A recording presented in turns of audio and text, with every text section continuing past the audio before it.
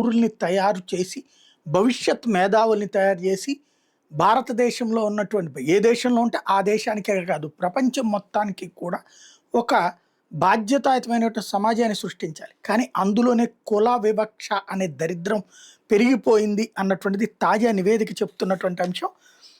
UGC చెప్తున్న లెక్క యూనివర్సిటీలో కుల రక్కసి బుసలగొడుతోంది. 5 ఏళ్ల వ్యవధిలో యూనివర్సిటీలు, కాలేజీల్లో కుల ఆధారిత వివక్ష ఫిర్యాదులు 118.4% పెరిగినాయి.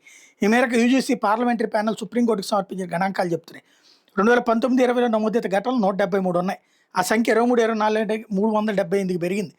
19-20, 23-24 మధ్య 704 యూనివర్సిటీలు, 1553 కాలేజీల్లోని equal opportunity cells SC ST విభాగాల నుంచి యూజీసీకి 1160 ఫిర్యాదులు అందగా వీటిలో 1052 ఫిర్యాదులు 90.68% పరిష్కరించిందట. అయితే ఈ మధ్యకాలంలో పెండింగ్ కేసుల సంఖ్య 18 నుంచి 108కి పెరిగాయని యూజీసీ డేటా చెబుతుంది. ఎస్సీ ఎస్టీ ఈఓసీ విభాగాల పనితీరు మీద విద్యార్థుల అవగాహన పెరగడమే ఫిర్యాదుల పెరుగుదలకు కారణం అంటూ యూజీసీ సీనియర్ అధికారి చెప్తున్నారు.